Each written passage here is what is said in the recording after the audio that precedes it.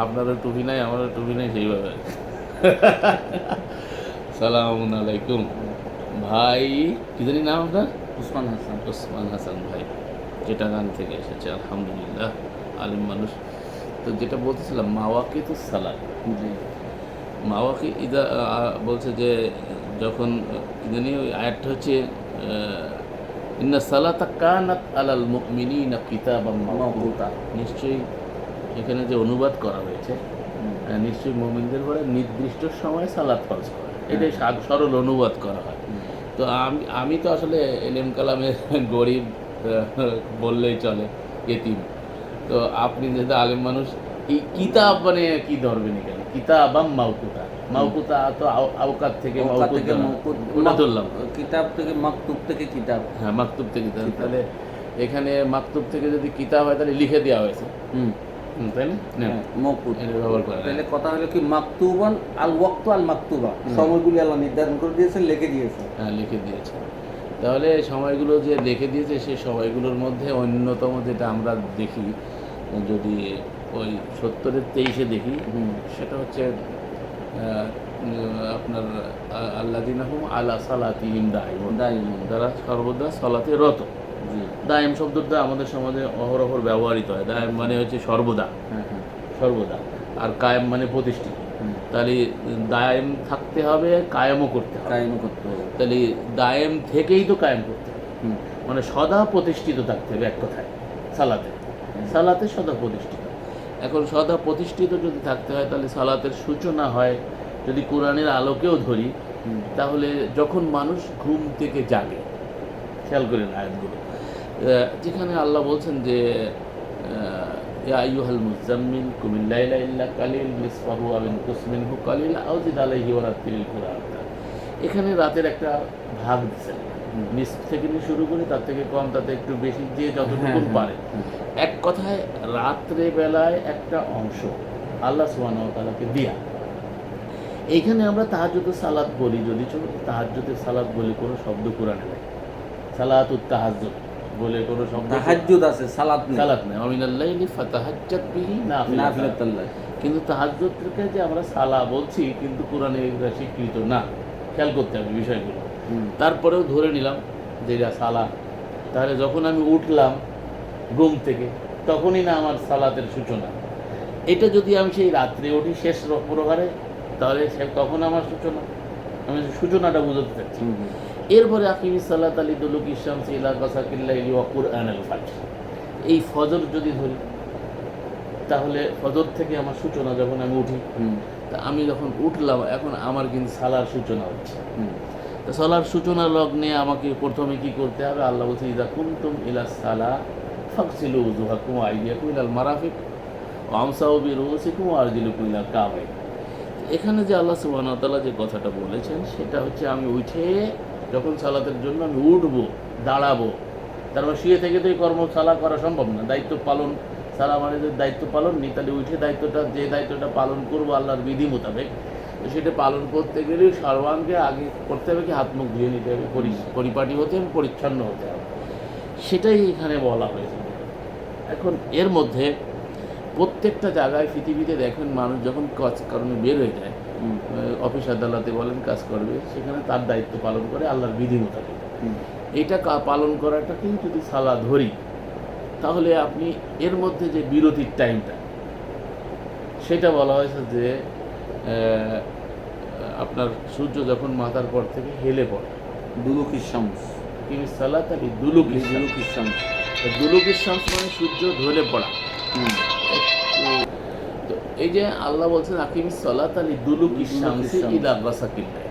এখন এই জায়গাটা আপনি যেহেতু এজ এ আলেম হিসাবে আপনার কাছে বলি, এখানে কিন্তু দুলুক মানে সূর্য যখন ঢলে পড়লো, আর শামস সূর্য ঢলে পড়লো, কোথা থেকে? মাথার পর থেকে।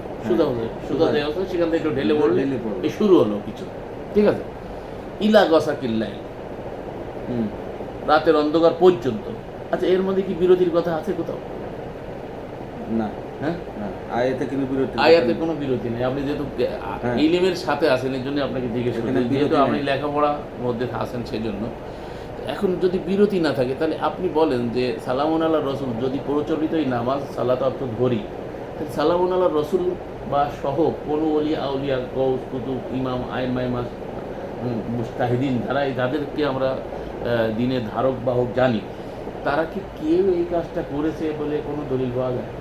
দুলুকিস শামস থেকে নিয়ে শুরু করে গোসাকিল্লা একটানা এভাবে এর মধ্যে তো বিরোধীর কথা আল্লাহ বলেন না, আল্লাহ বলেনি, কেউ করেও নি, কেউ করেও না।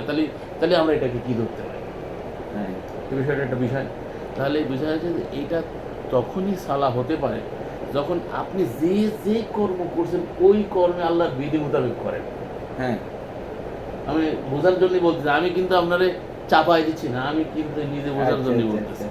সেটা হলো যে আমরা যদি দেখি যে 5 টাইম সলাতের যে বিষয়টা, আমরা সর্বোচ্চ 10 মিনিট সময় লাগে আমাদেরকে, ওজু টজু নিয়ে 10 মিনিট সময় লাগে, বেশি ধরলে 30 মিনিটই ধরলাম, 75 মিনিটে আমাদের ওখানে যায়।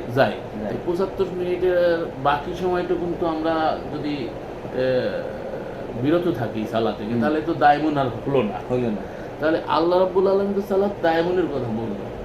এখন মাঝখানে যে কিছু কিছু ওয়াক্তের কথা আমরা বলি, সেই ওয়াক্তগুলো হচ্ছে কোনো কাজকর্ম করতে গেলে তার মধ্যে একটা বিরতিকর টাইম থাকে, প্রত্যেকটা কাজে বিরতি আছে। যেমন লাস্ট টাইমটা আমরা দেখি, এটা কিন্তু কোরআনে আল্লাহ পাক বলছেন যে এই সময়টায় তোমরা অনুমতি ছাড়া গিরিয়ে যাবে না। আয়াত আছে, এই অনুমতি ছাড়া গিরিয়ে যাবে না। কারণ কি, এই সময়টায় কি হয় যে মানুষ এই কাপড় চোপড় খুলে একটু রেস্টে থাকে, তো স্বামী স্ত্রী একান্ত পরিবেশে থাকে, এই সময়টায় ছেলে মেয়েদেরকেও অনুমতি ছাড়া যেতে নিষেধ করলো। ওই সময়টায় ওই কাজটাও কিন্তু সালা, দায়মুনের মধ্যে রাখতে গেলে কিন্তু ওটাও সালা। কিন্তু আপনি দেখবেন সূরা বাকারার সম্ভবত 125-এর পরের থেকে যে আলোচনা আসছে লাস্ট পর্যন্ত, এখানে শুধু তালাক সংক্রান্ত, স্ত্রী সংক্রান্ত, এর লাস্টে এসে আবার সালাতের কথা আল্লাহ বলতেছে। তো আল্লাহ রাব্বুল আলামিন এরকম অসংলগ্ন কোনো কথা বলতে পারে না। মানে এই উপরে যে নেখার কথা, তালাকের কথা বলা হয়েছে, এগুলিকে কোরআন মতো করা মানে সালা। এটা বোঝানোর জন্য শেষের দিকে মানুষের সাথে কথা বললে মজা পাওয়া যায়। তাহলে এখন বলছেন যে আসলে বিষয়টা ছিল কি আর আমরা নিয়ে গেছি কোথায়। তো ওই আয়াতে তো ভাই আবার ওদের বাদল ফজর আর বাদল ঈশা আছে। হ্যাঁ, বাদল ঈশা, বাদল ফজর, আর জহিরা থেকে জুহুর না ধরলাম ধরে রেস্টে বাদল ফজর যেটা আছে, সেটা বাদল ফজর মানে ফজরটা একটা সময়, ওই সময়ের মধ্যেও তোমরা ইয়ে করিও না, হ্যাঁ, অনুমতি ছাড়া যেও না। ইশারার পরে অনুমতি, এইটাতে বাদল ফজর বললো, এখানে ফজর থেকে কি? হ্যাঁ, এখন ফজরটা কি, যেটা আমরা ফজরের যে বিষয়টা বলতেছি সেটা হলো যে আল্লাহ বলছেন যে দুলুকিস শামসি ইলা গাসাকিল লাইলি ওয়া কুরআন আল ফাজর। কুরআন আল ফাজর, এই কুরআন আল ফাজরটা কি? এই ফজরটা কি? ফজরটা তো সেই সময়টা যেটা আমরা জানি বিশ্বমান, মানে পুরা দিনও না রাতও না, রাতের শেষ প্রহরের দিকে স্পার যখন এসে যায়, যেটাকে ফজর বলে। ফজরটা একেবারে সূর্য উঠে যাওয়া না। ফজর মানে হচ্ছে ওই যে আল ফজরু আইয়াতলা আল শামসি, লুগতলারা লিখতেছে, যেটা সূর্য ওঠার একটা আলামত যখন দেখা যাবে, শফক যেটা বলা হয়, তো ওইটা ফজর বলা হচ্ছে। শাফাক তো আবার ওটা না, শাফাক হচ্ছে আপনার আল্লাহ দুটো কসম করেছেন একটা আয়াতের মধ্যে, হ্যাঁ, ওয়াল শাফাকি ওয়াল লাইলি, তো শাফাকের কসম করেছে আগে, লাইলের কসম করেছে পরে। তাহলে শাফাকটা আগে, লাইলটা পরে। হ্যাঁ, শাফাকটা হচ্ছে পূর্ব আকাশের লালিমা ততক্ষণ থাকে, ওইটা হচ্ছে শাফাক, ওইটা হচ্ছে ওই শাফাক। আর সকালের শাফাক ওইটা ধরা যাচ্ছে ওর অপোজিট। হ্যাঁ, তার মানে সূর্য একেবারে উঠেও যাবে না, সূর্য ডুবার পরে যেটা হয় ওইটা হচ্ছে শফক, আর সূর্য ওঠার আগে যেটা হয় ওইটাই শফক। এটা একটা শাফাক, ধরলাম দুটোই শফক। এই যে ফজর ধরলাম এটাকে, হ্যাঁ ফজর। এই ফজরটা কি? এই ফজরটা হচ্ছে একটা সময়। এই সময়টা শুরু করবো কিন্তু এখানে কিন্তু সালার কথা নেই, এখানে আছে কোরআন দিয়ে সূচনা, এখানে সালার কথা নেই। কুরআনুল ফজরি, কুরআন আল ফাজর, এখানে কুরআনুল ফজরি, কিন্তু ওইখানে অনুমতির বিষয়, ওখানে কুরআনুল ফজর। অনুমতির বিষয়টা তো ওই একটা বিশেষ মুহূর্ত অনেকের জন্য থাকতে হয়, সবার জন্য তো এক না। বিশেষ লোকরা ওই সময়ের জন্য ওই স্ত্রী সংগ্রাম বা অন্য কাজে, গোসল আছে, বিভিন্ন কাজ আছে, পরিপাটি হোক, ওই সময়টায় আল্লাহ রাব্বুল আলামিন না যেতে নিষেধ করছে। আর বাদল ঈশা, ওই এতে বাদল ঈশাই আছে। হ্যাঁ, ওই এদের বাদল ঈশার থেকে তো সূচনা হয়। আরও যদি এরকম কেউ অভ্যস্ত থাকে রাতের বেলায় স্ত্রীর সাথে সঙ্গত হওয়া, মিলিত হওয়া, সেই সময় যে সময়টা, ওই সময়টা তো অনুমতি ছাড়া কারো গিরিয়ে যাওয়া ঠিক না। ঈশা বললো কেন তাই বলতো, এটা তো লাইল বলতে পারতো, এখানে রাত্রে দেখা যেও না। আর ওই যে আল্লাহ রাব্বুল আলামিন তো ঈশার আরেকটা কথা বলছেন না, যে বলে ঈশা ইয়াবকুন, হ্যাঁ তারা এটা হচ্ছে আপনার সূরা ইউসুফে আছে, হ্যাঁ তাই না, আছে। 12 নম্বর সূরায়। তাহলে তারা কাঁদতে কাঁদতে, তা ঈশা একটা সময়কে বলছে আল্লাহ এখানে, ঈশা একটা সময়, ফজর একটা ঈশা বলেন, ফজর বলেন, জোহর বলেন, রাতের একটা অংশ। এটা সালাতের সাথে কোনো সম্পৃক্তি না, মানে মওকুত। তো এখানে মাওকিতের সাথে যদি সম্পৃক্ত থাকতো, তা সালাতুল ঈশা, সালাতুল ফজর এগুলো এর একটা শব্দ থাকতো। তা তো নাই। ঈশা মানে এটা একটা সময় বর্ণনা করেছে। সময় বর্ণনা করছে, সেটা তো আমরা নিচ্ছি। জোহর বা আসর যদি সময় নেন তাও নিচ্ছি, কিন্তু সেটা হচ্ছে তার সাথে যে আসর, সালাতুল আসর, সালাতুল জোহর, এরকম তো শব্দ আমরা কোরআনে পাচ্ছি না। আচ্ছা, এটা আমরা ক্লিয়ার হলাম। মানে এক হাদিসে আছে, হাদিসের ইবারতে এটাই আছে, ইদা হাজরাতিল আশা ওয়াল ঈশা, খাওয়া এবং সময়, ঈশার সময় যদি একসাথে হয়, ফরজাইল আশা, খাওয়াটাকে আগে করো। তাহলে এখানে ঈশা মানে একটা হলো সময়, সময়, এটা বুঝে নিলাম। তাহলে হাফিজু আলাস সালাওয়াতি ওয়াস সালাতিল উস্তা, সালাতুল উস্তা থেকে এটা এখানে সালাতুল উস্তা। সালাতুল উস্তা বলতে যে মধ্যবর্তী সালাত যেটা আমরা ধরছি, মধ্যবর্তী সালাত, বিশেষ করে মধ্যবর্তী সালাত, অর্থাৎ দায়িত্ব পালনের যে বিশেষ সময়টা আমরা একটু আগে আলোচনা করলাম, যে একটা বিরতির যে টাইমটা থাকে দুপুর বেলায়, এই বিরতির পরে মানুষ অলসতা করে, দেখবেন কাজে ফাঁকি দিতে চায়, কাজ করে একটু টায়ার্ড হয়ে যায়, এর মধ্যে যখন বিরতিতে দেয় অনেকে ঘুমোয় পড়ে, আবার কাজে দায়িত্ব পালনে আসতে চায় না, বুঝতে পারছেন? এই জন্য এই বিশেষ করে এটাকে গুরুত্ব দেওয়া হয়েছে, যে বিশেষ করে মধ্যবর্তী যে ওই সময় অলসতাটা বেশি হয়। দেখবেন যে বাস্তবে দেখেন, নিজে যদি কাজ করেন কোনো জায়গায়, অফিস আদালতে, মাদ্রাসায়ও যদি কাজ করেন, দেখবেন মাদ্রাসায় সারাদিন পড়ায় টড়ায় এসে আপনি কি করছেন, ক্লান্ত হয়ে গেছে, একটু খাইছেন, বিশ্রাম নিয়েছেন, শুইলে আর উঠতে ইচ্ছা করে না। এই জন্য এই বিশেষ মুহূর্তটা আল্লাহ রাব্বুল আলামিন বিশেষভাবে উল্লেখ করেছেন, বিশেষ করে মধ্যবর্তী সালাত। মানে মধ্যবর্তীতে যে আপনি যখন দায়িত্ব পালন আবার শুরু করবেন, তখন যেন আপনার মধ্যে অলসতা করে কাজ, সেটা থেকে বিরত থাকার জন্য বিশেষভাবে উল্লেখ করেছে। তাইলে এখন বোঝা গেল মাওয়াকিতটা হচ্ছে দায়মি সালাতের সতর্কতা হিসেবে ব্যবহার করা হয়েছে। জি জি, দায়মি সালাত। এখন আমরা যদি ধরেও নিই মাওয়াকিত মানে যে সময়গুলো ধরে নিলাম, কোরআন থেকে আপনি তো 5 টাইম পাচ্ছেন না, খামসা সালাওয়াতের 5টা টাইম না না, এটা নাই। বিশেষ করে কেউ কেউ উল্লেখ করেছে 3টা টাইম পাওয়া যায়। এখন 3টা টাইমে যদি আমরা ধরে নিলাম যে এটা সালাতের একটা টাইম, এটা সালাত নামক এক ইবাদতের একটা টাইম ধরে নিলাম, ধরে নেওয়ার পরে এখন যদি আমরা সালাতের স্ট্রাকচার কোরআন থেকে দাঁড় করাইতে চাই, আদৌ কি কোরআনে কোথাও আপনি সালাতের স্ট্রাকচার দাঁড় করাতে পারবেন? যেমন আমি আপনাকে দেখাই, অনেকে বলবে যে বলে, আমি দেখাইতে পারি কুমুলিল্লাহি কানিতিন, বিনীতভাবে দাঁড়াও। তাহলে আল্লাহর সামনে বিনীতভাবে হয়ে দাঁড়ানো, সন্দেহ নেই কোনো, এখানে কিন্তু সালাত রিলেটেড কোনো কথাই নেই আগে পিছিয়ে, ঠিক আছে? দাঁড়ানোর কথা আছে, কিয়ামটা কেমনে হবে, আল্লাহর জন্য আপনি যখন দাঁড়াবেন সেটা হবে বিনীত, ঠিক আছে? এরপরে আসেন রুকু, পর কাউম আর রাকি, এটা আমি সেদিন আপনাকে বলেছিলাম যে আগে বলছে আকিমিস সালাত, তারপরে ওয়াতুজ যাকাত, তারপরে আর কাউম আর রাকি। তার মানে এখানে হচ্ছে সালাত কায়েম করো, যাকাত দাও এবং ঝুঁকনে ওয়ালু কি সাথ ঝুঁকো, যে অভিমুখী হয়েছে আল্লাহর অভিমুখী, এই কর্মের দ্বারা অভিমুখী হওয়া, সালাত নামক কর্ম, যাকাত নামক কর্ম, এর মাধ্যমে আল্লাহর অভিমুখী হইতে পারছে। আর কাউমার রাবি, যারা এইভাবে অভিমুখী হয়েছে তাদের সাথে অভিমুখী হও, কথা বুঝতে পেরেছেন? এখন যদি এটাকে আপনি রুকু নেন, তাহলে রুকুই যদি সালাতের অংশ হবে, তাহলে এটা তো সালাতের সাথে আল্লাহ উল্লেখ করতেন।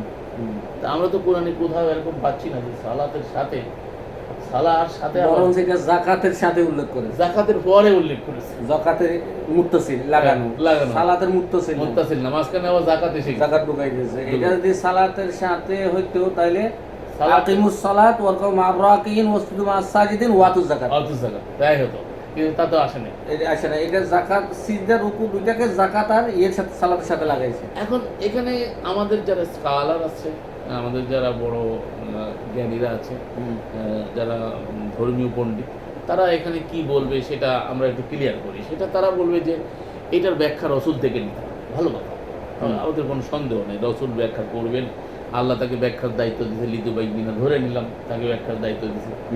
তো ব্যাখ্যার দায়িত্ব পরের আয়াতে করেছে মানুজিলা ইলাইহি, সেটা অনেকে বলতে চায়, যা নাজিল করেছি সেইটার দিয়ে ব্যাখ্যা করতে বলছে। কিন্তু সেইটা দিয়ে ব্যাখ্যা না করে রসুল নিজস্ব ব্যাখ্যা দেবে, এই অথরিটি কিন্তু রসুলকে দেওয়া হয়নি। এটা কোরআনে আল্লাহ বলেছেন, রসুলের আনুগত্যকে লিওতা আবি ইজনিল্লাহ, আল্লাহ নির্দেশ করবে। আল্লাহর নির্দেশের বাইরে তো তিনি কথা বলেন না। এখন ধরে নিলাম রসুল ব্যাখ্যা করেছে, তো সেই ব্যাখ্যাটা কি আল্লাহ থেকে রসুল বেশি বোঝেন? এমন তো হতে পারে না। ব্যাখ্যাটা ভাই আপনার সংক্ষিপ্ত কথা, বিস্তৃত ব্যাখ্যা যদি আমি করতে চাই, আপনি একজন আলেম, তো আপনার সংক্ষিপ্ত কথার বিস্তৃত ব্যাখ্যা করতে গেলে আপনার সমপর্যায় হতে হবে, অথবা আপনার থেকে আমার জ্ঞানী হতে নিশ্চয়ই, তাই না? তাহলে আপনার থেকে যদি আমি জ্ঞানী না হই, তাহলে আপনার কথার ব্যাখ্যা আমি কি করে করি? তাহলে আল্লাহ হচ্ছে মহাজ্ঞানী। তো এই মহাজ্ঞানীর কথার ব্যাখ্যা যদি কাউকে করতে হয়, তাহলে তো আল্লাহ থেকে বেশি জ্ঞানী হতে হয় না, আল্লাহ সমপর্যায়ের জ্ঞানী হতে হয়। অথচ আল্লাহ নিজেই রসুলকে বলছেন, ওমা উতিতুম মিনাল ইলমি ইল্লা কলিলা, আপনাকে অত্যন্ত স্বল্প জ্ঞান দেওয়া হয়েছে। এর প্রথম যা সম্বোধিত ব্যক্তি ছিল রসুল, যাকে সম্বোধন করে আল্লাহ এই কথাটা বলছে। পরবর্তীতে মানে আমরা সবাই, সাহাবা ইকরাম সহ আমরা সবাই, কিন্তু প্রথম সম্বোধিত ব্যক্তি তো রসুল। ওমা উতিতুম মিনাল ইলমি ইল্লা কলিল, ওদেরকে অত্যন্ত স্বল্প জ্ঞান দেওয়া হয়েছে। তাহলে এই যে স্বল্প জ্ঞান দেওয়া হয়েছে আল্লাহ বলতেছেন রসুলকে লক্ষ্য করে, তাহলে আল্লাহ হচ্ছে মহাজ্ঞানী, আর রসুলকে আল্লাহ যে জ্ঞান দিয়েছেন সেই জ্ঞান কলিল। আল্লাহ বলছেন কলিল, আল্লাহর কলিল কেমন হয়, আর আল্লাহর কাসির কত বড় হয়? আল্লাহ যত বড় আল্লাহর কাসিরও তত বড়, আল্লাহ যত বড় আল্লাহর কলিলও তত ছোট, তাই না? তাহলে আমরা আল্লাহর জ্ঞানের মোকাবেলায় তো কিছুই না। নবী রসুলটা তো নিজের পক্ষ থেকে জ্ঞান জাহের করতেন না, অনুমোদনও ছিল না। তাদেরকে আল্লাহ রাব্বুল আলামিন যেটা দিয়েছেন, রসুলের দায়িত্ব বিশেষ করে আমরা কোরআনে দেখতে পাই যে তাদাব্বুর করতে বলছে আল্লাহ কোরআনে, কিন্তু আমাদেরকে বলছে, রসুলকে বলে নাই। রসুলকে কি বলছে দেখেন, আমি এটা আমার আমার চিন্তাধারার মানে আমি যদি কোরআন স্টাডি করছি সেখান থেকে বলছি যে আল্লাহ বলছেন রসুলকে, আমাল আর রসুল ইল্লাল বালাগুল মুবিন, রসুল আপনার দায়িত্ব পৌঁছে দেয়া, লাস্তা আলাইহিম বিমুসাইতির, আমি আপনাকে দারোগা বানায় পাঠাইনি। এসব কথাগুলো কিন্তু রসুলের ক্ষেত্রে বলছে, কিন্তু আমাদেরকে বলছে আবালা ইয়াতাদাব্বারুনাল কুরআন, তারা কোরআন নিয়ে কেন মনোনিবেশ সহকারে চিন্তা ভাবনা করে না? আমার কুলু আকফালুহা, তাদের অন্তরে কি তালা লেগে গেছে? ওয়ালাউ কানা মিন ইনদি গায়রিল্লাহ লাওয়াজাদু ফীহি ইখতিলাফান কাসীরা। এই কথাগুলো কিন্তু আমাদেরকে বলতেছে, কিন্তু রসুলকে বলতেছে, রসুল আপনার দায়িত্ব কি পৌঁছে দেয়া, বালাগুল মুবিন। বালাগুল মুবিন। তো আর আপনাকে আমি দারোগা বানায় পড়াই না, আপনি পিটাই সবাই ঠিক করে দেবেন। এই কথাটা বলার কারণ হচ্ছে যে আমি মনে করি যে রসুল হচ্ছে মেসেঞ্জার অফ আল্লাহ, তিনি জাস্ট আল্লাহর মাইক, তিনি আল্লাহর বাইরে কোনো একটু এদিক সেদিক করে কোনো কথা বলেন না, আর বলার অনুমতি তার নাই। এই জন্য তিনি রসুল, তিনি হুবহু আল্লাহ যা বলেছেন সেটাই পৌঁছে দেন। তাহলে এখন আমরা কি করে বলি যে যেখানে আল্লাহ সালাতের কোনো স্ট্রাকচার এইভাবে দাঁড় করালেন না, তাহলে আমরা কি করে বলতে পারি যে আল্লাহ রাব্বুল আলামিন রসুলের এই আয়াতগুলোর সালাতের ব্যাখ্যাগুলো, আমাদের স্কলাররা এই কথাগুলোই বলে, শুধু কোরআন মানবা তাহলে সালাত কি করে আদায় করবা, নামাজ কি করে পড়বা, এই যে কথাটা বলে। তাহলে এ দ্বারা বোঝা যায় যে ম্যাক্সিমাম স্কলারকে, আমি সারা ওয়ার্ল্ড ওয়াইজ যে স্কলার, তাদের মুখ থেকে এই কথাগুলো শোনা গেছে যে যদি শুধু কোরআন মানে তাহলে নামাজ পড়বা কি করে। তার মানে বোঝা যাচ্ছে স্কলারদের কথা মোতাবেক যে তাহলে এই সালাতের স্ট্রাকচার কোরআনে নাই, তাদের কথাই বোঝা যায়। আমি আজকে এই কথাটাই ভাবতেছিলাম যে এই যাবৎ শুয়ে ভাবতেছিলাম, এই যাবৎ এত স্কলার, তারা তো কোরআন গবেষণা কম করে নেই, এবং অনেক সবাই খালি হাদিস ভিত্তিক করেছে তা তো না, কোরআন ভিত্তিকও তো চাইছে। অনেক স্কলার তো আমাদের ভিতর থেকে গেছে, আমাদের থেকে অনেক মহা বড় বড় পণ্ডিত গেছে, যারা অনেক জ্ঞান খাটাইছে, কোরআন থেকে মাসালা ইস্তেমবাদ করেছে। তো সালাতের মতো এরকম দ্বিতীয় স্তম্ভ যেটাকে বলা হয় হাদিসের ভাষায়, বুনিয়াল ইসলাম আলা খামস শাহাদাতি আল্লাহ ইলাহা ইল্লাল্লাহ ওয়া আন্না মুহাম্মাদুর রাসূলুল্লাহ ওয়া ইকামাস সালাহ, এই তো দ্বিতীয় পয়েন্ট। এত বড় একটা পয়েন্ট যেটা এত গুরুত্ব, সমাজে এত গুরুত্ব বহন করে, তো সেই মাসআলাগুলো কোরআন থেকে প্রথম তো নিতে হবে কোরআন থেকে। এটা তো উসুলে ফিকারও বিষয়, আপনি জানেন যে প্রথমে দেখতে হবে কোরআনে, তারপরে দেখতে হবে সহিহ হাদিসে, তারপরে ইজমা কিয়াস, তারপরে ধারাবাহিকতা। তাহলে আজ পর্যন্ত কি এত স্কলার যারা সারা ওয়ার্ল্ডে কাজ করলো, তারা কি কোরআন থেকে স্ট্রাকচার দাঁড় করানোর জন্য চেষ্টা করে নাই? নিশ্চয়ই করেছে, করে তারা ব্যর্থ হয়েছে। বিধায় তো তারা বলছে যে যদি হাদিস না মানো তাহলে কি করে তুমি কোরআন থেকে সালাত দাঁড় করাবো, সালাত পড়বা কি করে? মানে ওদের বক্তব্যেই বোঝা যায়, এটা আমার মানে গবেষণা, ওদের এই বক্তব্য দ্বারা বোঝা যায় যে কোরআনে এই স্ট্রাকচারালি সালাত নাই। এখন আমাদের কিছু কোরআনিক ভাইরা আবার দেখা যায় যে স্ট্রাকচার দাঁড় করায় মানে, তাহলে আমি মনে করব যে এরা মনে করে বেশি পণ্ডিত হয়ে গেছে, এরা আল্লাহ রসুল থেকে বেশি পণ্ডিত। যেখানে রসুল দাঁড় করাইতে পারলেন না, রসুলের নামে যাহা করা হয়েছে এটা রসুল করেছেন এর কোনো প্রমাণ আমাদের কাছে নাই। কিন্তু রসুল আমরা বিশ্বাস করি যে তিনি রসুল যেহেতু আল্লাহর মেসেঞ্জার, তিনি আল্লাহর বাইরে কোনো কথা বলেন নাই এবং আল্লাহর বিরুদ্ধে আচরণ করেন না, আল্লাহর থেকে বেশি বুঝতে তিনি চান নাই। আমি এটা বিশ্বাস করি, আমার বিলিভ এটা। আমি রসুলকে শ্রদ্ধা করি। অনেকে মনে করে যে আমরা রসুলকে উপেক্ষা করি, না, আলহামদুলিল্লাহ আমরা রসুলকে শ্রদ্ধা করি, তবে গুলু করি না। লা তাগলু ফি দীনিকুম, আল্লাহ বলছে তোমরা দ্বীনে বাড়াবাড়ি করো না। রসুলকে নিয়ে বাড়াবাড়ি করতে রাজি নাই আমরা। ওনাকে আমরা বালাগুল মুবিন হিসাবে, বালাগুল মুবিন বল শাহিদা ও মুবাশশিরা ও নাদিরা ওয়া দাইয়া ইলাল্লাহি এইভাবে মানি, সিরাজাম মুনিরা, তাকে আমরা মানি ইন্নাকা লা আলা খুলুকিন আযীম, এই সব চরিত্র আমরা তার মধ্যে মানি। কিন্তু ওই যে লাকাদ কানা লাকুম ফি রাসূলিল্লাহি উসওয়াতুন হাসানা, এটা আমরা বিশ্বাস করি ফরজ, রসুলের মাঝে আমাদের জন্য মহত্তম আদর্শ।